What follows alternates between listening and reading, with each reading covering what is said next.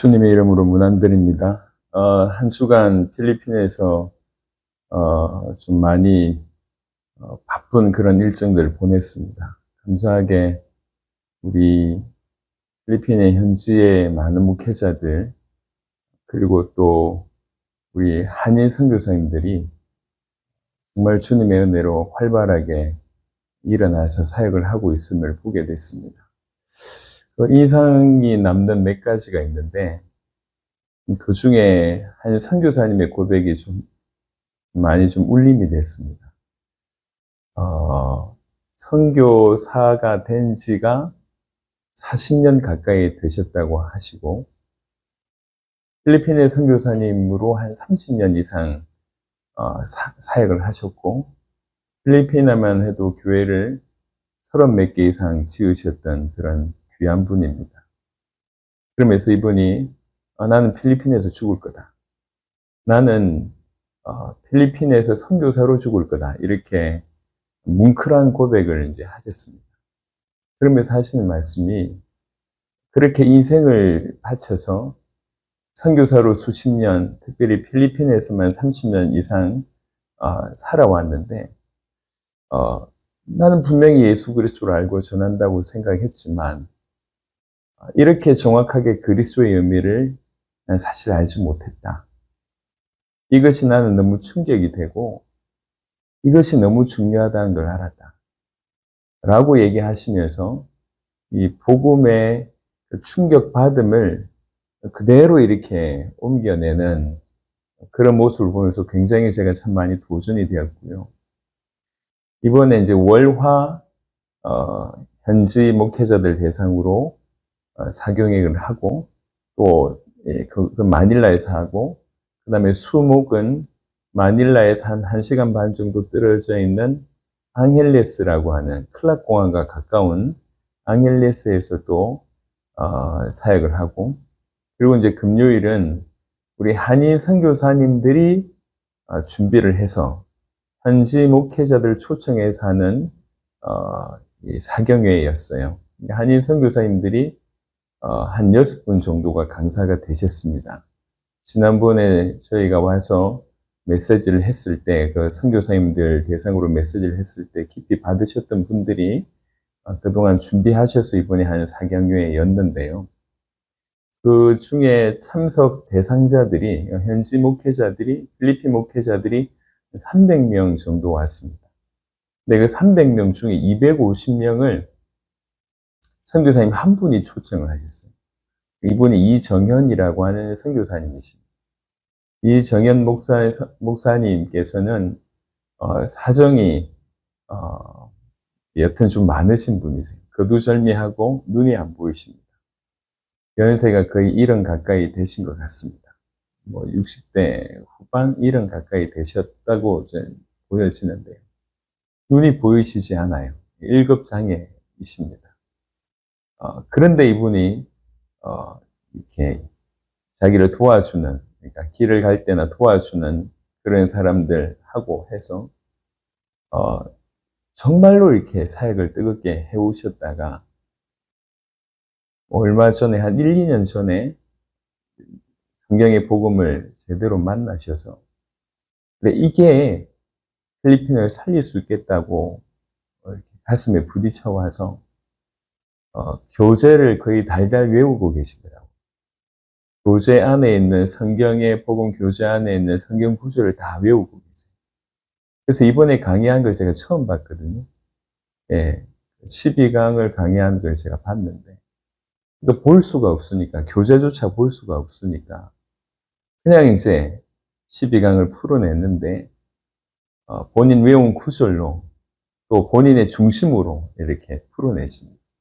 그러니까 강사들이 너무 귀중하게 사역을 잘 하셨는데, 특별히 이정현 선교사님의 강의는 많은 현지 목회자들이 충격을 받고 또 도전을 받는 그런 시간이었던 것 같습니다. 저 또한 너무 감사했습니다. 그러니까 몸이 불편하고, 사실 그럼에도 불구하고 그렇게 경제적으로는 많이 부족한 편은 아닌 것 같아요. 그냥 이제 그냥 쉬시면 되는 그런 상황인데, 그렇지 않고 이 몸으로도 복음 전할 수 있다.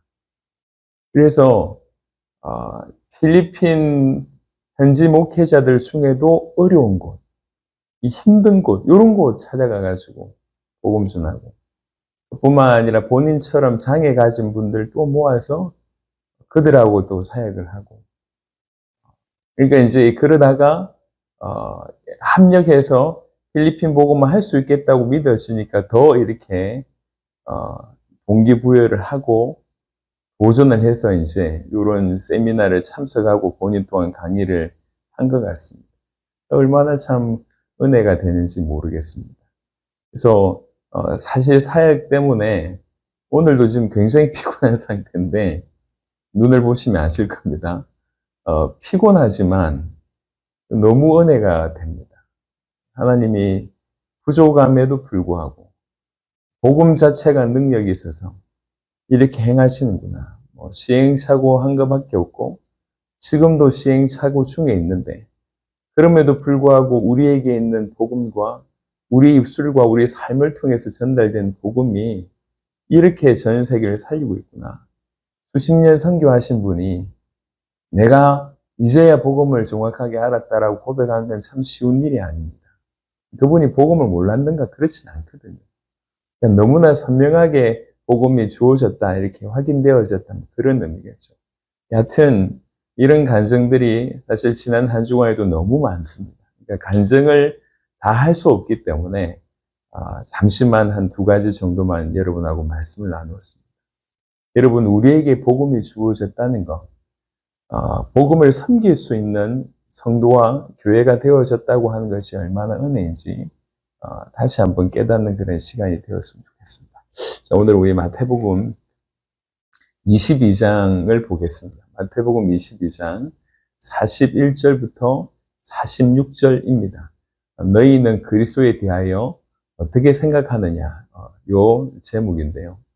요 말씀을 본문을 같이 읽기 전에 배경 설명을 좀 하면, 이제 메시아이신 예수님을 통해서 너무 놀라운 일들이 이제 벌어지니까 많은 백성들이 이제 예수님을 따라가잖아요. 그리고 그분을 그리스도라고 인정하고 다윗의 자손이라고 부르고 뭐 이런 상황이니까 바리새인들과 사두개인들, 대제사장들, 제사장들 이렇게 어떻게 보면 그 시대의 종교 지도자들은 완전히 좀 위협을 느꼈다, 이렇게 볼 수가 있습니다. 그래서 오늘 본문 바로 이전에 마태복음 21장, 마태복음 22장 15절에, 마태복음 22장 15절에 이에 바리새인들이 가서 어떻게 하면 예수의 말에 올무에 걸리게 할까 상의하고, 그러니까 이제 예수님이 하신 말을 어떻게 하면 저 올무를 잡을까, 이렇게 상의하고 나서 본격적으로 이제 논쟁 내지는 유도신문 뭐 이런 거를 합니다.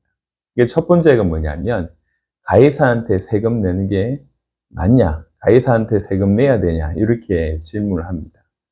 둘 다 내야 된다, 내지 말아야 된다가 사실은 둘 다 어려운 답이거든요. 내야 된다라고 얘기하면 저 로마 편이네, 이스라엘의 민족의 배반자네, 이렇게 얘기할 거고, 내지 말아야 된다고 얘기하면 우리가 지금 로마에 속해 있는 로마를 반대하네, 이렇게 얼마든지 둘 다가 죄목이 될 수 있는 거예요. 그러니까 그렇게 물어봤을 때 예수님께서 동전 하나를 가져와라 놓고, 이 동전 누구의 형상이냐, 가이사의 형상입니다 라고 질문하는 사람들이 얘기하니까, 가이사의 것은 가이사에게, 하나님의 것은 하나님께 바치라 라고 얘기합니다. 도무지 있을 수 없는, 본인들이 전혀 생각할 수 없는 대답으로 정확하게 말씀을, 이 질문에 대답을 하시죠. 그리고 이제 그때 또 사두개인이 등장합니다. 사두개인은 그때 당시에 신앙적으로는 굉장히 조금 약하다고 볼 수가 있는 사람들입니다. 모세오경만 인정하고요. 그리고 영적인 사실 인정하지 않습니다. 천사나 이런 것들 인정하지 않습니다. 그런데 이분들이 뭘 잡고 있냐면 정치를 잡고 있어요. 정치. 로마하고 연결돼서 종교인들인데 정치하는 사람들이다 이렇게 볼 수가 있습니다. 이 사람들이 부활을 믿지 않기 때문에 부활 가지고 논쟁을 해오는 거예요. 그래서 형제가 7이 있는데 첫째가 어떤 여자하고 결혼을 했다. 근데 아이를 못 낳고 죽었다. 그러면 이제 이스라엘 백성들에게는 이 씨를 이렇게 중요하게 하기 때문에 만약에 형이 죽으면 형수를 동생이 취해서 그 씨를 이제 받고 나면 자녀를 낳고 나면 그 자녀를 형의 아들로 옮겨내는 이런 풍습이 있습니다. 그런데 첫째도 아이를 못 낳고 죽고 둘째도 못 낳고 죽고 7째 갔는데 못 낳고 죽었다. 다 어떻게 보면 이 한 여자하고 결혼한 거 아니냐. 당신 말대로 부활이 있다고 하면 그 부활 때는 이 여자는 누구의 아내가 되냐? 이렇게 얘기를 질문을 합니다. 그러니까 이제 예수님께서 너희가 지금 부활을 모르는구나. 이렇게 얘기하면서 얘기를 합니다. 30절에 부활 때는 장가도 아니가고 시집도 아니가고 하늘에 있는 천사들과 같으니라 라고 대답을 합니다. 그러니까 알지 못하고 하는 얘기를 정확하게 알고 계신 하나님이신 그분이 정확하게 말씀을 하죠.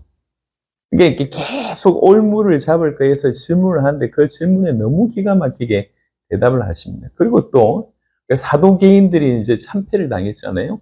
그러니까 이제 바리새인들이 그런 의논을 하고 나서 율법사 한 명이 나가서 물어봅니다. 어느 계명이 가장 큰 겁니까? 이렇게 물어보죠. 구약의 계명 600개 이상이 있었습니다. 그중에 이 계명이 크다, 저 계명이 크다라고 하는 것이 오랜 논쟁이었습니다. 거기에 예수님께서 하시는 말씀이 이렇게 얘기합니다. 37절에 네 마음을 다하고 목숨을 다하고 뜻을 다하여 주 너희 하나님을 사랑하라 하셨으니 이것이 크고 첫째 되는 계명이요 둘째도 그와 같으니 네 이웃을 네 자신같이 사랑하라 하셨으니라고 되어 있습니다. 그러니까 가장 큰 계명에 대한 얘기를 쭉 합니다. 그리고 40절에 이 두 계명이 온 율법과 선지자의 강령이니라. 그러니까 더 이상 질문할 수 없을 정도로 이렇게 대답을 하셨습니다. 자, 여기까지 계속 질문들을 받아오고 그 질문들에 대한 얘기들을 쭉 한 겁니다. 그 질문은 주로 뭐였냐면은 정치적인 문제, 사회적인 문제에 대한 질문, 또 부활에 관한 어떤 교리적인 질문, 또 어떻게 율법적으로 어떻게 삶을 살아야 되냐 이런 질문들을 계속 해오고 있습니다. 이해하시겠죠? 자, 이때 질문을 다 받고 나서 이제 예수님이 되려 그들에게 하는 질문이 이 본문입니다. 그래서 이 본문은 이 배경 가운데서 좀 이해를 해야지 이 질문이 얼마나 중요한지를 알게 되는 거예요. 지금까지 수많은 질문들, 이들이 질문했다는 얘기는 이들의 관심사를 얘기합니다. 물론 올무를 잡기 위한 것도 있지만 이들이 지금 뭘 중요하게 여기냐라고 하는 것이죠. 예. 그런 것을 사회적인 부분, 정치적인 부분, 교리적인 부분, 뭐 삶의 부분, 여튼 정말 많은 어떤 관심사들을 가지고 쭉 질문했는데 그 질문에 다 답을 하시고 난 연후에 예수님이 이들에게 질문합니다. 그게 오늘 이 본문입니다. 41절부터 보겠습니다. 바리새인들이 모였을 때에 예수께서 그들에게 물으시되, 바리새인들은 그 시대에 가장 성경, 즉 또 율법을 가장 잘 알고 가르치고 지켰던 사람들입니다. 그러니까 종교인들 중에 가장 지도자들이라고, 종교 지도자들이라고 얘기할 수 있겠습니다. 그들에게 묻습니다. 너희는 그리스도에 대하여 어떻게 생각하느냐? 그래 놓고 누구의 자손이냐? 이렇게 물어요. 그러니까 대답하되 다윗의 자손이니다 라고 얘기합니다. 실제로 성경에 아브라함과 다윗의 자손으로 오실 것에 대해서 성경은 얘기하고 있고요. 메시아는 실제로 다윗의 자손으로 오셨습니다. 그런데 그 대답을 듣고 예수님께서 이 얘기를 하셨습니다. 그러면 다윗이 성령에 감동되어 어찌 그리스도를 주라 칭하여 말하되, 본문을 얘기합니다. 본문에 구약에 나와 있는 이제 본문인데요. 이 구약에 나와 있는 본문을 가지고 되려 질문을 하는 겁니다. 시편 110편에 나와 있는 본문입니다. 주께서, 이게 이제 다윗이 하는 얘기입니다. 다윗이 주께서 내 주께 이르시되. 요 두 분이 같은 분이 아닙니다. 예, 하나님께서 그리스도에게 이르시되 요 얘기예요.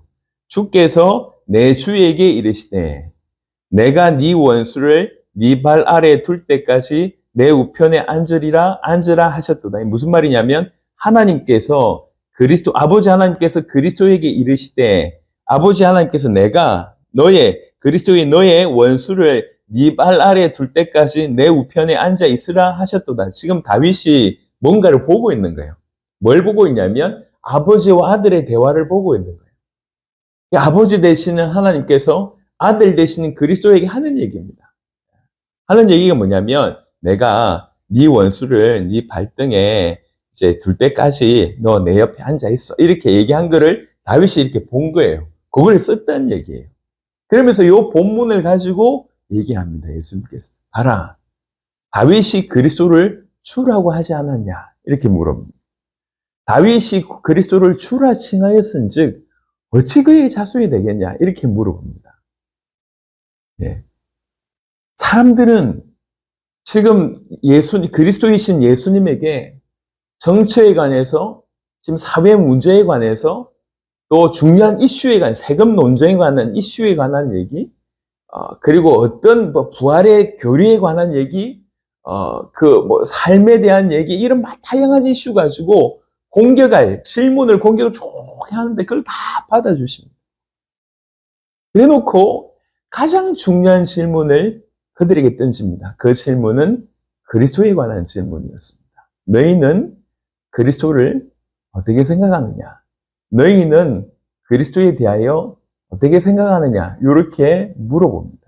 여러분 마태복음 16장 기억하시듯이 예수님께서 제자들에게 3년 거의 반 정도의 공생애를 거의 끝날 무렵에 던진 질문이라고 알고 있습니다.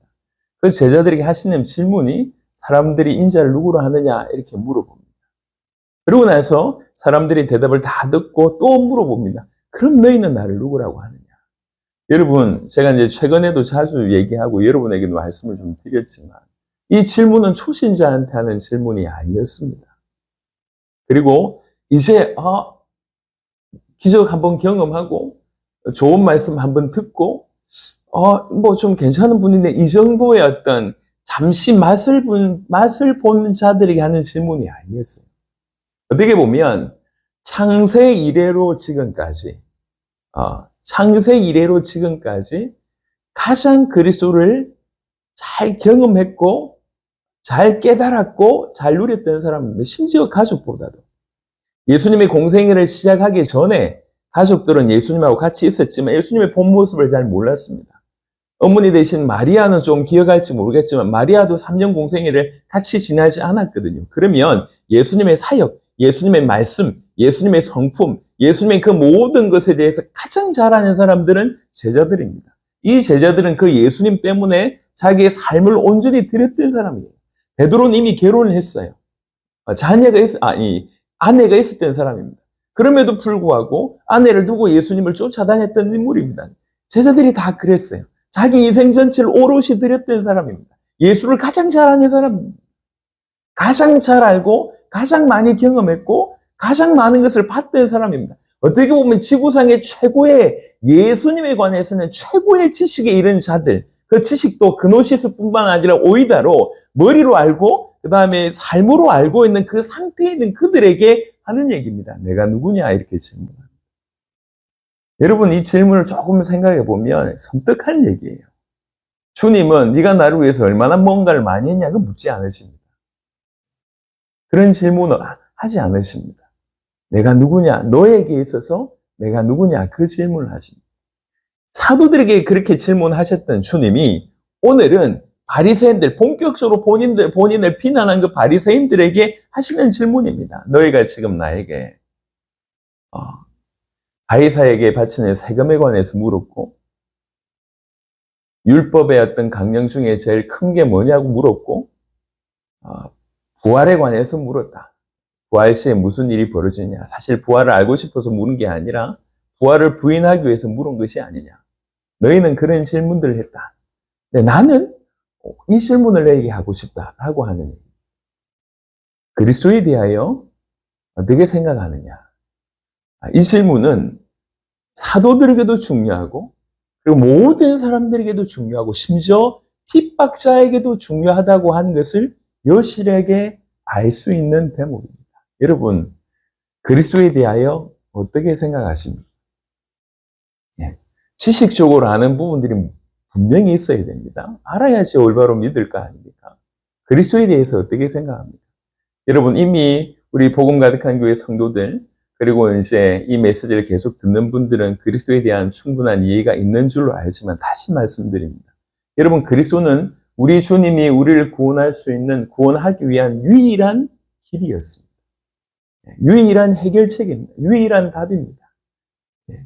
우리를 건져내기 위해서 그리스도라고 하는 어마어마한 프로젝트를 하늘과 땅의 모든 곳을 동원해서 그 그리스도의 프로젝트를 행하신 것입니다. 그리스도께서 너희를 구원하실 것이다.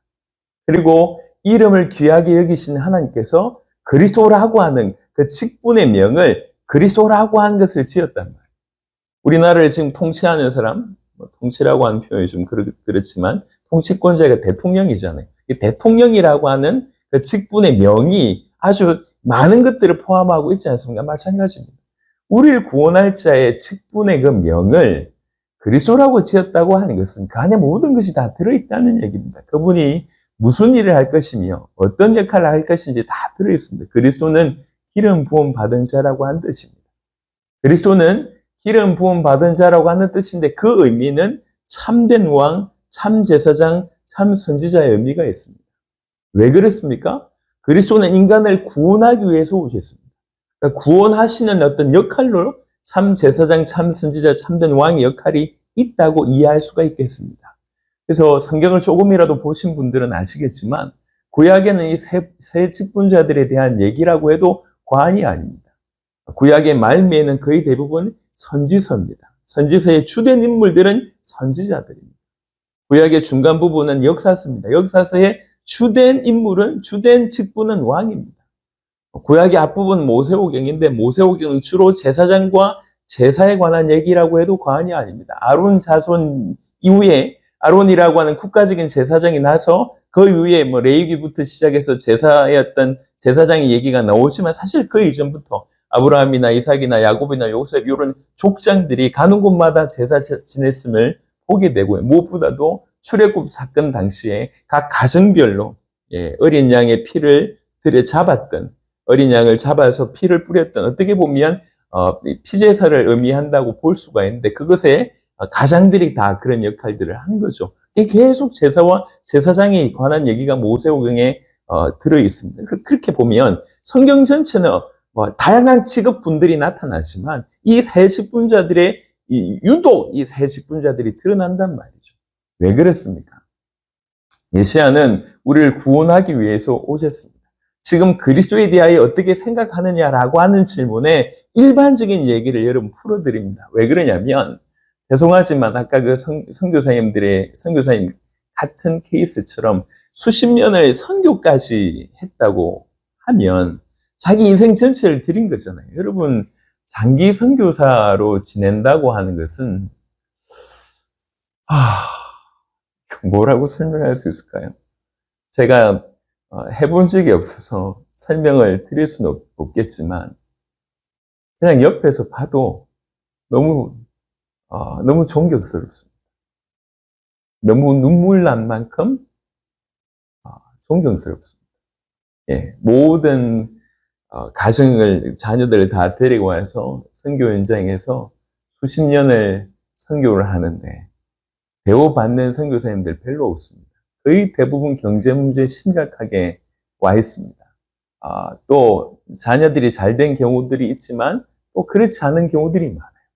여기 와서 자녀 문제로 이루 말할 수 없는 고통을 당하시는 분들도 있고 선교사님들이 선교하다가 가정이 깨지는 경우도 있고 수십 년 선교하고 나서 은퇴했는데 지금 경비 서고 계단 청소하고 이런 분들이 계십니다. 오직 주님만 바라보고 뛰었던 그런 분들이죠. 이런 분들이 내가 이렇게 열심히 했는데도 불구하고 사실은 내가 그리스도를 몰랐다라고 얘기한다면 그분의 말들이 진짜가 아니냐는 거죠. 그리스도라고 하는 단편적인 지식은 한 시간만 들어도 아는 내용입니다. 하지만 그것이 정말 성경에서 얘기하는 바고 내가 그렇게 받아들이고 믿고 있느냐, 이 얘기는 다릅니다. 성경은 우리를 뭐라고 얘기하고 있냐면 우리를 죄인이라고 얘기합니다. 로마서 3장 23절. 그리고 요한복음 8장 44절에 우리가 사단의 자녀라고 얘기합니다. 그리고 에베소 2장 1절을 보니까 하나님을 떠나 죽었고 하나님과 원수된 상태임을 얘기하고 있습니다. 여러분, 이것이 우리 인간의 실존입니다. 모든 인간, 하나님을 만나기 전에 모든 인간은 죄인이며 사단의 자녀며 하나님을 떠나 죽어 있습니다. 사실 인간의 여타 모든 문제들은 사실 이것 때문에 나온다고 해도 과언이 아닙니다. 자세하게 보시면 이 세 가지 특징, 공통점은 뭐냐면 우리 스스로 해결할 수 없다는 거죠. 우리 스스로 우리의 죄를 해결할 수 없고, 우리 스스로 사단에서 빠져나올 수 없고, 우리 스스로 하나님을 만날 수가 없다는 얘기입니다. 로마서 3장 23절에 모든 사람이 죄를 범하였음에 하나님의 영광에 이르지 못하더니라고 성경은 얘기하고 있습니다. 이것 때문에 모든 문제가 나오는데 이것만큼은 우리가 해결할 수 없습니다. 이 심각함에 빠져 있습니다. 빠져나올 수 있는, 구원받을 수 있는 여지가 우리에게는 없습니다. 그래서 우리 밖에서 우리를 건져내시려고 하나님이 대형 프로젝트, 그리스도라고 하는 프로젝트를 가동하신 것입니다.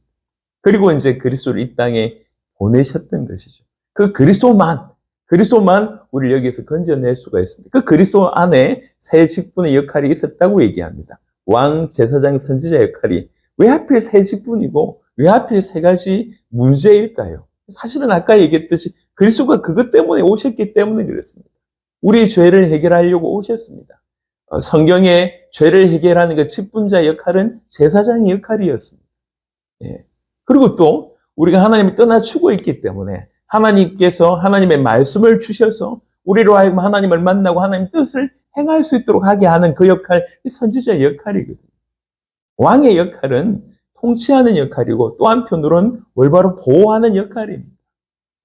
또 왕 대신 주님이, 왕 대신 그리스도께서, 제사장 대신 그리스도께서, 선지자 대신 바로 그 그리스도께서 죄인인 우리의 죄를 도말하시고 사단의 자녀로 있는 우리를 거기에서 건져내시고 하나님 떠나 죽어 있는 우리가 하나님 만나 생명을 얻게 하시는 그 일을 하신다는 거죠. 이분이 바로 그리스도이십니다. 이 그리스도께서 오시겠다고 약속하셨고 드디어 2000년 전에 예수님께 오셔서 당신이 그리스도이심을 모든 삶을 통해서 특별히 십자가와 부활을 통해서 여실하게 드러내 주셨고 계시해 주셨습니다. 그리고 그 그리스도이신 예수님은 부활하시고 지금 성천하셔서 하늘 보좌의 우편에 계시는데 그 하늘 보좌의 우편에서 여전히 지금 그리스도 일을 행하고 계십니다. 여전히 우리의 왕으로 우리를 다스리고 우리를 보호하고 있고요. 여전히 우리의 제사장으로 중보자의 역할들을 하고 계시고 또 선지자 역할로 끊임없이 우리에게 말씀을 주셔서 우리를 인도하신 일을 하십니다. 그리스도는 왕이라는 얘기고 그리스도는 제사장이라는 얘기고 그리스도는 선지자라고 하는 얘기입니다. 이게 일반적인 얘기고 우리가 알고 있는 얘기고 사실은 가장 중요한 얘기입니다. 그리스도를 어떻게 생각하십니까? 그리스도를 믿는 여러분, 그리스도를 믿고 있다고 생각하는 여러분, 다른 말로 그 그리스도를 참으로 왕으로 믿고 있습니까? 참으로 제사장으로 믿고 있습니까? 참으로 선지자로 믿고 있습니까? 이 의미를 하나씩 곱씹어 본다고 하면 그리스도께서 우리 인생 가운데 오셨다고 하는 것이 얼마나 놀라운지 알게 됩니다. 왕이신 그분이, 제사장이신 그분이, 선지자이신 그분이 우리 인생을 완전히 모든 죄 가운데서, 모든 사단의 어떤 소나기에서, 하나님 떠나 있는 그 죽음 가운데서, 그 사망 가운데서, 영원한 지옥 가운데서 우리를 건져내신 것입니다. 그리고 지금 여전히 우리를 지키시고 보호하시고 통치하시고 우리를 위해서 끊임없이, 연약한 우리를 위해서 끊임없이 아버지께 중보하는 역할을 하면서 하나님 말씀으로 우리를 인도하신다는 얘기죠. 그분이 그리스도이십니다. 이 그리스도를 정확하게 아는 것이 필요하다고 성경은 지금 얘기하고 있습니다. 이 그리스도가 누굽니까?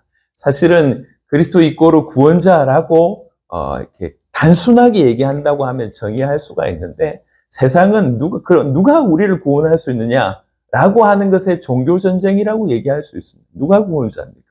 마호멧이 구원자입니까? 부처가 구원자입니까? 이만희가 구원자냔 말이에요.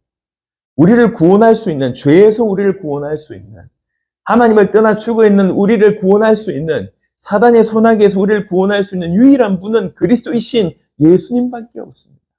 그래서 예수님이 그리스도라고 얘기하고 있는 것이 성경의 기록의 목적이고, 그렇게 믿게 하는 것이 성경의 기록의 목적입니다. 우리는 성경대로 그리스도를 믿고, 그래서 성경대로 그리스도를 알아야 됩니다. 조금 더 나아가서 그리스도이신 예수님은 또 성경에서 뭐라고 얘기하고 있냐면 우리의 주라고 얘기합니다. 주. 우리의 주인이라는 얘기예요. 그가 우리의 주인이면 우리는 그분의 종이라고 하는 것입니다. 그래서 그분의 로드십이라고 얘기할 수 있죠. 그분의 주 되심을 인정하는 것이 신앙생활입니다. 우리가 그분의 종이라고 하는 것을 인정하는 것이 신앙생활입니다. 예수님 묻습니다. 그리스도에 대해서 어떻게 생각하느냐? 그리스도에 대해서 어떻게 생각하느냐? 이 질문 자체가 너무 중요한 질문임을 깨닫고 스스로 돌이켜보자면, 그리스도가 누구지? 그리스도가 무슨 일을 하셨지? 그리스도께서 어떤 존재지? 누가 그리스도지? 그 그리스도이신 예수님이 나의 주인이다. 여기까지 하나씩. 성경에는요, 어떻게든 이 그리스도를 가립니다. 우리가 잘 알고 있는 몇몇 구절을 보시도록 하겠습니다. 먼저는 고린도후서 4장 4절 다시 한번 자세하게 보겠습니다. 고린도후서 4장 4절에 보면 이렇게 표현되어 있습니다. 그 중에 이 세상의 신이 믿지 아니하는 자들의 마음을 혼미하게 하여 그리스도의 영광에 복음의 광채가 비치지 못하게 함이니, 약간 조금 떼놓고 설명하겠습니다. 그리스도는 직분이고 예수님은 이름입니다. 그리스도는 오랫동안 예언되어 있었다가 드디어 예수님이 오셨을 때 예수가 그리스도라고 하는 사실을 알았습니다. 근데 성경이 뭐라고 얘기하고 있냐면 그리스도의 영광의 복음의 광채, 요거 비치지 못하게 만든다는 거예요. 복음의 빛을 비치지 못하게 만드는데 사단이 설명하면서 그리스도의 복음, 그리스도의 영광의 복음의 광채가 비치지 못하게 만든다는 것입니다. 이게 조금 확대해서 해석해 보면 그리스도를 모르게 만드는 것이 사단의 가장 강력한 일이라고 보면 됩니다. 여러분, 지금 이 땅에 교회 안에 그리고 성도들의 삶 속에 그리스도가 실종됐다고 해도 과언이 아닐 만큼 그리스도에 대해서 너무 무지합니다. 지식적으로도 무지할 뿐만 아니라 그렇게 오랫동안 들었음에도 불구하고 실제로 그리스도에 대한 믿음이 사라져 있는 것들을 많이 보게 됩니다. 그런 중에 하나님께서 저와 여러분들을 부르셔서 계속 어찌하든지 이 그리스도의 복음을 전하는 역할, 섬기는 역할을 감당하게 하심에 대해서는 참 너무 감사하다 이렇게 여겨집니다. 여러분 생각을 해보세요. 이렇게 돼 있다니까요. 그리스도의 영광의 복음의 광채가 비치지 못하게 합니다. 또 우리가 잘 알고 있는 구절을 하나 더 보겠습니다. 갈라디아 1장 6절, 7절 우리가 성경의 복음을 펼칠 때 제일 먼저 사용하는 구절 중에 하나죠. 갈라디아 1장 6절, 7절 그리스도의 은혜로 너희를 부르신 이를 이같이 속히 떠나 다른 복음을 따르는 것을 내가 이상하게 여기노라. 다른 복음을 따르는 것을 내가 이상하게 여긴다. 그래 놓고 다른 복음은 없나니. 이게 이제 갈라디아 교회에 이 다른 복음이 들어온 거예요. 예수님을 그리스도라고 믿는 거 좋다. 하지만 구약의 율법도 지켜야 되지 않냐? 안식의 일부터 시작해서 절기부터 시작해서 피제사부터 해서 다 지켜야 되지 않냐? 라고 얘기할 때 사도 바울이 그걸 완벽하게 완전하게 거부합니다. 그리스도께서는 실체이시다. 그분이 실체 되신 그분이 왔는데 왜 우리가 그림자의 메이냐? 이렇게 정확하게 선을 긋습니다. 그래서 그리스도도 믿고 옛날 것도 지켜야 된다고 얘기하면 그거 자체가 다른 복음을 변질시키는 것이다. 다른 복음이라고 하는 것은 없다. 그게 복음이 아니다. 그러면서 1장 7절 후반절에 보니까 이는 그리스도의 복음을 변하게 하려 함이라. 뭐라고 표현했습니까? 그리스도의 복음이라고 하는 표현을 했습니다. 이것도 그냥 조금 심플하게 조금 확대해서 얘기한다면 그리스도를 깨닫지 못하게 만든다는 거죠. 그리스도를 모르게 만들어요. 고린도후서 4장 4절, 갈라디아 1장 7절. 실제로 그렇습니다. 조금 이것도 좀 극단적인 얘기입니다. 여러분 예수님 다 압니다. 예수님에 관해서는 일반적인 지식들을 다 가지고 있어요. 예수님이 십자가를 지셨고 뭐 다 지셨는데 그냥 그리스도는 묻어가는 이름으로 생각하고 있는 것 같아요. 그리스도가 어떤 역할을 하는 분인지에 대해서는 너무나 가려져 있습니다. 우리 인생과 그리스도가 어떻게 그렇게 연결되는지 모르고 있습니다. 수많은 사람들이 교회 안에 있으면서 신앙생활을 하지만 그리스도에 대한 이해 부족으로 이 그리스도에 대한 어떤 희미한 부분 때문에 불신자하고 별반 다를 바 없는 수준 내지는 겨우 그냥 일반 여타 종교인들의 수준 정도로만 살아가고 있습니다. 왜 그렇죠? 그리스도의 복음이 감춰져 있기 때문에 그렇습니다. 사단이 그것에 대해서 눈멀게 만드는 거죠. 끊임없이 그렇게 해오고 있습니다. 사도행전 17장 3절도 제가 잘 사용하는 본문이긴 합니다. 사도행전 17장 3절에 보면 뜻을 풀어 그리스도가 해를 받고 죽은 자 가운데서 다시 살아나야 할 것을 증언하고 이르되 내가 너에게 전한 이 예수가 곧 그리스도라 하니. 잘 아는 구절이고 많이 사용하는 구절입니다. 이 구절에도 좀 자세하게 보면 왜 사도 바울이 이렇게 그리스도를 풀어냈을까요? 그때 당시에 가장 오해된 게 뭐냐면 그리스도에 대한 오해가 있었습니다. 누구한테요? 성경 들고 있는 분들한테. 또 성경을 가지고 아예 철저하게 율법을 지키는 바리새인들에게도 그리스도가 감추어져 있습니다. 그냥 다윗과 같은 뛰어난 지도자, 우리 민족을 고통 가운데서 건져줄 분, 우리에게 모든 것을 가르쳐줄 분, 요 정도로 이해하고 있지. 그리스도께서 우리 죄를 위하여 사단의 소나기에서 하나님 떠나 죽어있는 우리로 건져내시기 위해서 이 땅에 오셔서 죽으시고 부활하실 분으로서의 그리스도를 이해를 하지 못하고 있었습니다. 이게 바울의 이 해석이 충격적일 수밖에 없는 것은 그 시대에 그렇게 해석하는 사람이 없었다는 거예요. 그리스도를 그렇게 보지 못했다는 것입니다. 지금도 유대교 또한 그렇게 생각하고 있을 겁니다. 가려져 있어요. 뭐가요? 그리스도가요. 성경을 들고 있으면서도 가려져 있습니다. 이게 지금 오늘날에도 마찬가지라고 보면 돼요. 그래서 예수님께서 그 유대인들에게 그 바리새인들한테 질문합니다. 다 좋아. 다 좋은데 뭐 계명에 관해서 정치와 어떤 사회 이슈에 관해서 그리고 뭐 삶에 관해서 교리에 얼마든지 관심 가지고 그렇게 살아가는 거 좋아. 그런데 그리스도에 대해서 어떻게 생각하냐? 이렇게 물어봅니다. 그리스도를 똑바로 알고 있냐? 과연 그리스도가 누구라고 생각하냐? 그리스도하고 너하고 무슨 상관이냐? 지금 이렇게 되묻습니다. 가장 중요한 질문을 지금 던지고 계신 겁니다. 지금 우리한테 하는 질문이거든요. 여러분, 그리스도가 가려져 있다라고 하는 것에 여러분, 머리부터 발끝까지 한 번은 전율이 와야 됩니다. 그렇구나. 교회를 오랫동안 다니면서도 그리스도가 가려져 있구나. 우리 주위를 자세하게 돌아보면 그리스도가 가려져 있습니다. 많이 듣는다고 열린 건 아닌 것 같습니다. 그냥 지식 조금 가지고 있다고 열리는 건 아닌 것 같아요. 진실로 그리스도가 누군지를 우리가 되묻고 우리가 그렇게 믿고 이미 선포된 부분들에 대해서 소화하고 우리 삶에 적용하고 그래서 지식이 내 삶이 되는 이런 과정들이 계속 일어나야 된다는 것이죠. 그래서 성경은 요한복음 17장 3절에는 이렇게 강하게 얘기했습니다. 잘 보세요. 구절을 보세요. 문장을 보세요. 17장 3절에 영생은 곧 유일하신 참 하나님과 그가 보내신 자 예수 그리스도를 아는 것입니다. 그가 보내신 예수를 아는 것입니다. 이렇게 얘기하지 않았습니다.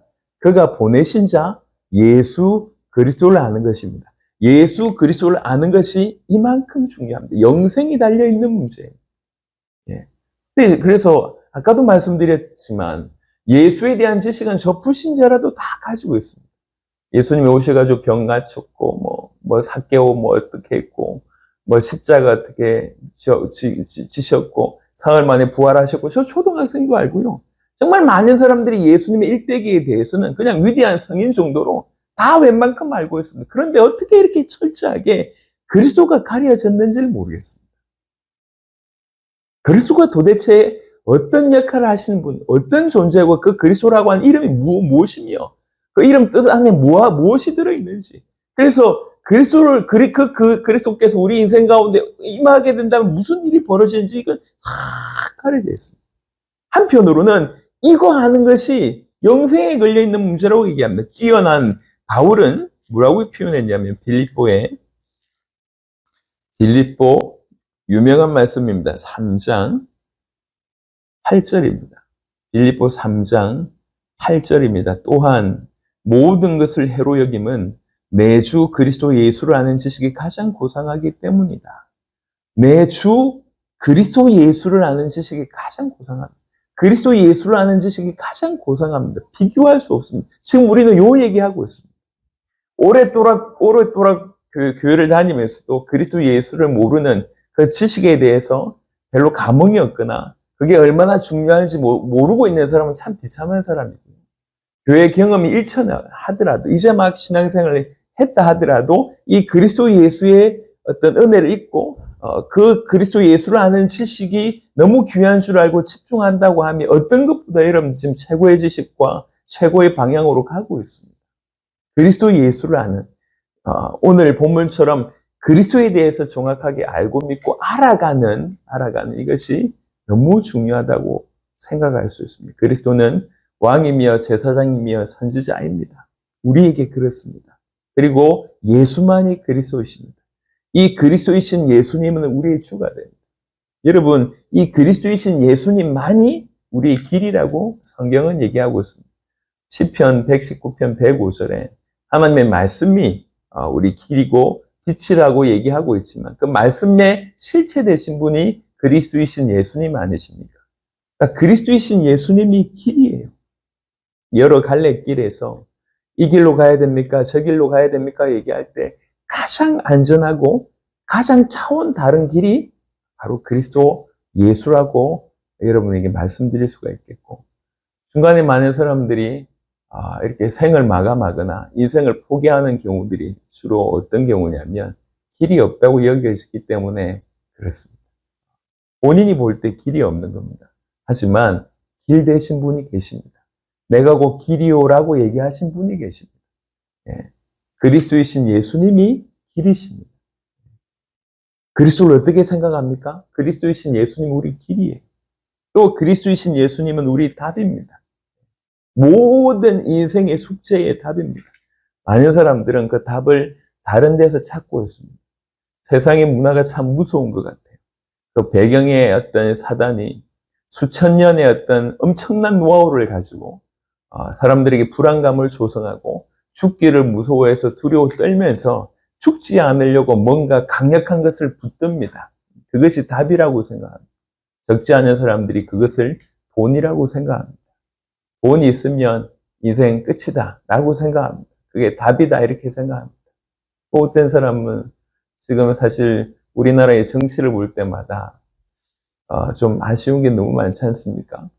정치를 볼 때마다 참 많은 생각을 하게 됩니다. 꼭 저런 걸 저렇게 하고 싶을까? 힘을 가지고 싶어 하고, 권세를 가지고 싶어 하고, 명예를 가지고 싶어 합니다. 그게 답인 줄 압니다. 여러분, 그게 답이 아닙니다. 그 외에 여러분 가지고 수 있는 뭐 능력이나 수많은 것들이, 여타 것들이 있을 겁니다. 물론 좋은 도구가 될 것입니다. 하지만 좋은 도구일 뿐이지 답이 아닙니다. 예수님이 물어봅니다. 그리스도가 네 답이냐? 이렇게 물어보는 거예요. 너희 인생의 답이 그리스도가 맞냐? 이렇게 물어봅니다. 네 인생의 길에 유일한 길이 그리스도가 맞냐라고 얘기하고 있습니다. 성경은 또 그리스도이신 예수님을 생명이라고 얘기하고 있습니다. 어떠한 죽음의 상황에도 그리스도이신 예수님이 생명입니다. 포기하지 마시기 바랍니다. 극단적인 생각하시지 마시기 바랍니다. 길이 있습니다. 답이 있습니다. 생명이 있습니다. 성경을 그것을 그리스도라고 얘기하고 있습니다. 예수님만이 그리스도가 되십니다. 그래서 그리스도이신 예수님, 왕이며 제사장이며 선지자이신 그 의미를 알고 나의 왕으로, 나의 제사장으로, 나의 선지자로, 그리고 나의 주로 정확하게 이 사실을 알고 믿는다고 하면, 또 알아가고 믿어간다고 하면 여러분들에게 답으로서, 길로서, 또 생명으로서 여러분에게 틀림없이 드러나고 나타나리라 이렇게 생각합니다. 자, 말씀을 마무리하도록 하겠습니다. 저는 이 말씀을 묵상을 하고 여러분에게 전하기 위해서 정리하면서 우리 주님께서 우리에게 궁금한 거는 하나밖에 없구나 이런 생각을 하게 됐습니다. 뭐 주님이 엄밀하게 얘기하면 우리 모두를 아시기 때문에 굳이 궁금하시겠냐마는 우리 입술을 통해서 듣고 싶어 하는 말이 그 말밖에 없구나 하는 생각을 합니다. 제자들에게도 너희는 나를 누구라 물으시는 주님이 오늘 이 본문에서도 너희는 그리스도에 대하여 어떻게 생각하느냐고 물으십니다. 사상 사람들은 반대파조차 전부 다른 데 관심 있고 다른 것에 대해서 신문하고 질문하고 비난하지만 오직 주님은 그리스도에 대해서 어떻게 생각하느냐 되물으십니다. 얼마나 중요한 문제입니까? 사역을 하고 수고를 하고 헌신을 하고 많은 일을 함에도 불구하고 그리스도에 대한 믿음에 파선을 하게 된다고 하면 그처럼 억울한 일은 없으리라 생각합니다. 우리 복음 가득한 교회 성도들, 이 말씀을 듣는 우리 모든 분들은 무엇보다도 그리스도를 깊이 알고 그리스도만큼은 조금 속된 말로 정말 전문가가 되었으면 좋겠습니다. 그래서 그리스도에 대해서 알아가고 그것에 대해서 자기 것으로 소화하고 또 이것을 자기 삶에 적용하고 과연 그리스도께서 나의 왕인가? 그럼 왕으로 모셔야지. 나의 선지자인가? 지금도 나에게 말씀 주시는가? 주신 말씀 붙들고 지금도 나를 위해서 중보하는 건 너무 감사하다. 그분이 나의 주이시구나. 나는 그분의 종이구나. 늘 인정하고 이러면서 적용하면서 계속 또 알아가는 선순환의 일들이 벌어지는 것입니다. 오늘 하나님께서 여러분들에게 가슴 속에 말씀 통해서 울림 주시기를 바랍니다. 은혜 주시기를 바랍니다. 그리고 그 은혜가 여러분 삶 속에서 크게 자리 잡게 되기를 바랍니다. 주의 이름으로 승리하는 또 한 주간 되시길 바랍니다. 하나님 감사합니다. 오늘 말씀들은 모든 주의 백성들에게 한없는 은혜를 베풀어 주시고 너희는 그리스도에 대하여 어떻게 생각하느냐라고 하는 질문에 진실로 우리 중심으로 고백할 수 있는 당신은 나의 왕이시며 나의 선지자시며 나의 제사장이시며 나의 구원자시며 예수님만이 그리스도이시며 예수 그리스도는 나의 주라고 고백하고 그리할 때 길 되시고 답 되시고 생명 되시는 그리스도 예수께서 우리 인생 가운데 선명하게 드러남을 경험할 수 있도록 하나님 역사하여 주시옵소서. 귀중한 시간을 허락하심을 감사하고 살아계신 우리 주 예수 그리스도 이름으로 기도드렸습니다. 아멘.